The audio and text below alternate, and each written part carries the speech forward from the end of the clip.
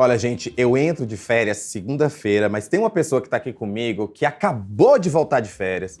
Gabriel Bus está aqui comigo no estúdio, mas já voltou de férias para falar sobre tarifaço, para falar sobre reta final dos trabalhos antes do recesso, para falar de PL da anistia, porque quem volta de férias, quando é jornalista, volta querendo muito saber de notícia. Então, Gabriel Bus, você que está de volta, eu tô daqui a pouco saindo, mas me diz uma coisa, como é que tá sendo essa volta, você que cobre congresso, que não é nada fácil? Bom dia, Rafa. Bom dia para quem está nos assistindo. Pois é, uma volta emocionante, se eu posso dizer assim, porque muita informação, muita coisa acontecendo. A gente sabe, quem cobre Congresso, quem acompanha o Congresso sabe que julho é um mês muito tumultuado, porque é o mês do recesso parlamentar. Então, eles tentam ali avançar com tudo que não avançou durante todo o semestre, eles tentam finalizar entregando algo, entregando projetos importantes, aprovações importantes no Congresso, mas foi uma volta ainda mais emocionante, porque a gente teve muitos desdobramentos nesses últimos dias, se a gente pode dizer assim, essa semana especificamente, com o anúncio do presidente dos Estados Unidos, Donald Trump, em relação ao tarifaço ao Brasil. E aí, óbvio, a reação foi imediata de setores da economia e do Congresso também. Diferentes setores do Congresso reagiram e me chamou a atenção, Rafa, a demora que o presidente do Congresso, Davi Alcolumbre, e do presidente da Câmara, Hugo Motta, levaram para publicar uma nota conjunta. Ela veio, disse que o Brasil precisa ter cautela, ter diálogo, mas responder de maneira firme. Porém, ela veio quase 24 horas depois desse anúncio. Mas foi uma construção política ali para não também... a percepção que eu tenho, pelo menos, é de que não tentou se criar uma indisposição com a oposição, porque talvez se a nota fosse muito dura, haveria ali uma indisposição com a oposição, e ambos foram eleitos com apoio que vai desde o PT ao PL, então eles tentaram construir ali uma coisa que não ficasse tão dura e que fosse alvo de críticas dos bolsonaristas, principalmente. Ontem o Igor Gadelha trouxe, inclusive, aqui no Metrópolis.com, falando que o Sidônio Palmeira, que é o secretário, né, que cuida ali da comunicação do governo, disse que o Lula não faria um pronunciamento em relação a esse tarifaço para que fosse evitado a ideia de que o presidente estaria usando esse tarifaço de forma política. Como você deixou bem claro aí, foi uma nota bem técnica, foi uma nota sem peitar o próprio, né, o governo dos Estados Unidos, o que a gente entende também, a gente não quer, obviamente, nenhum país quer brigar com os Estados Unidos, mas eu também me pergunto, né, você falou aí sobre tentar agradar a oposição, entrar ali num meio termo, você acredita que chegou a esse agrado, a nota acabou deixando ali os ânimos tanto do governo quanto da oposição tranquilos?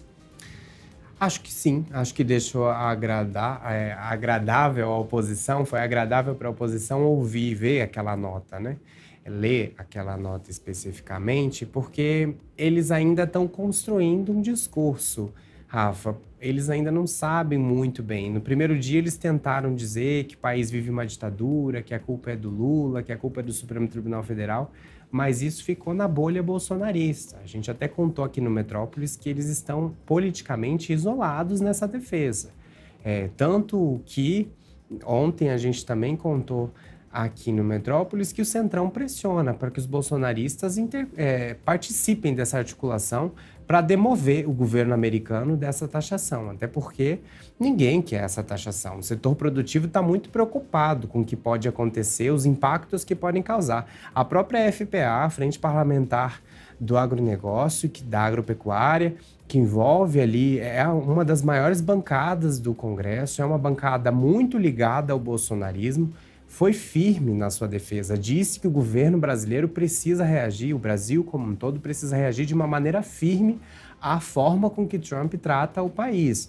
E isso mostra o tamanho da divisão, se a gente pode dizer assim, na direita brasileira, porque é diferente de você falar, defender o governo americano, dizer que o governo Trump é um governo bom, do que o governo Trump está fazendo agora com o Brasil. E a percepção que eu tenho é que os líderes de todos os partidos, com exceção, claro, de partidos da oposição, ali PL Novo, entenderam que o problema é muito mais grave e não é um problema político, é um problema de país. Se trata da economia do país. Então, houve um isolamento do bolsonarismo. E aí, ao fazer essa nota, é para justamente não entrar ainda mais ou não tumultuar ainda mais. E aí foi, como você falou, uma nota técnica dos presidentes das duas casas. É uma sensação complicada, inclusive, eu acredito, para os próprios parlamentares. Ontem, o deputado federal licenciado Eduardo Bolsonaro chegou a usar o X e pedindo para as pessoas agradecerem ao presidente dos Estados Unidos, Donald Trump, por ter imposto essa tarifa de 50% nos produtos brasileiros. É um patriotismo que é complicado de se entender. E eu acredito que os próprios deputados, senadores, eles tenham dificuldade. Ontem a gente teve aqui, né, durante o Boletim Metrópolis, a segunda edição, a Camila Xavier conversou com o Isalci Lucas, senador que é aqui pelo DF, o senador do PL que é pelo DF, e a gente via que o senador tinha mesmo até dificuldade dessa defesa, né, de tentar justificar como o fato de o Brasil ser tarifado em 50% dos produtos brasileiros seria algo que possa ser considerado bom. Então eu acredito que a própria oposição esteja ali numa saia justa, né? Eles estão com muita dificuldade de emplacar a narrativa de culpa do governo Lula ou de culpa do Supremo Tribunal Federal. Eles, de fato, estão numa saia muito justa mesmo, porque nas redes eles estão apanhando. E, geralmente, a gente sabe, o governo Lula apanhou muito nesses 2 anos nas redes sociais. Muito.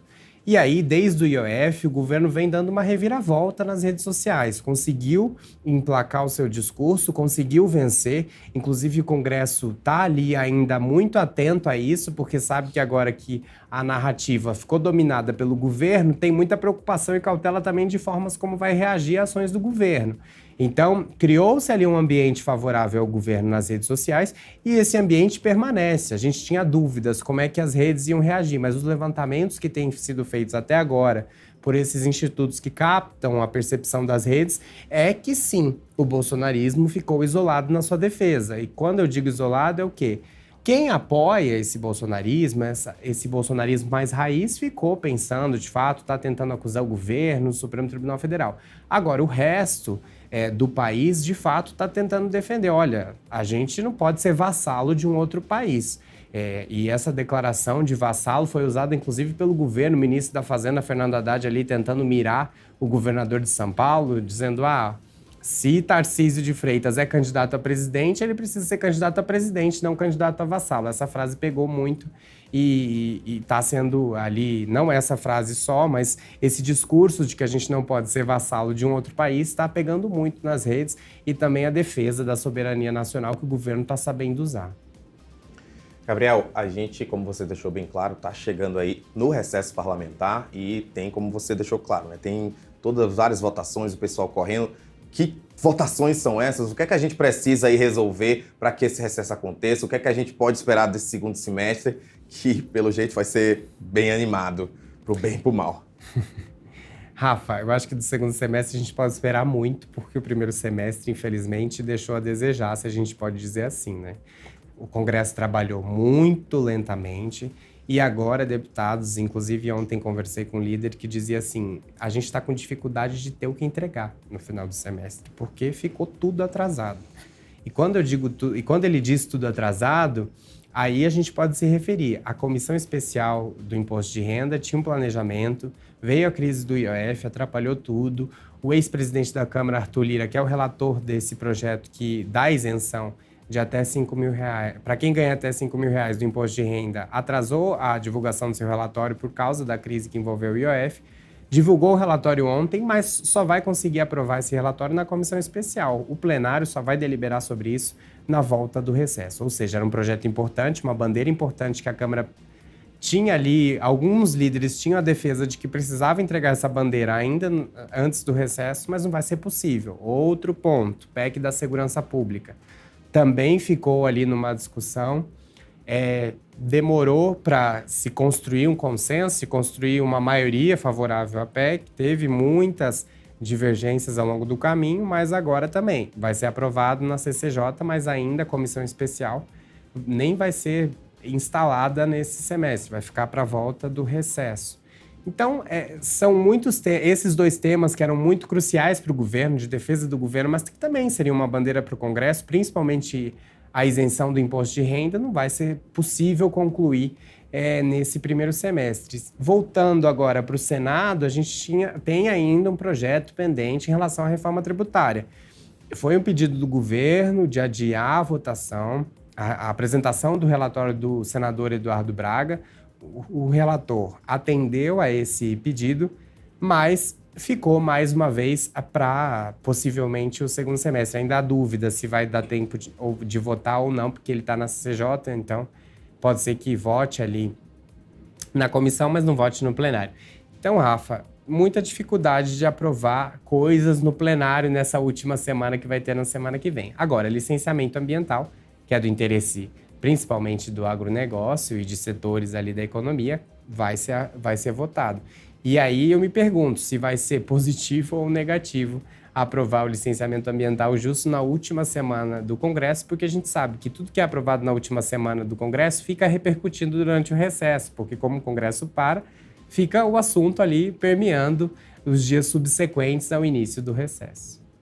Olha, mas já vou te dar uma pauta para a próxima terça, que a Nicole Diniz, nossa produtora, acabou de mandar aqui. Ó, o Congresso deve instalar na próxima terça-feira uma comissão mista para analisar uma medida provisória alternativa ao IOF. Então já fica aí na sua agenda, você que está de volta ao Metrópolis das suas férias, que você vai ter mais essa pauta aí para você. Gabriel Buzz, muito obrigado por participar aqui do Boletim com a gente.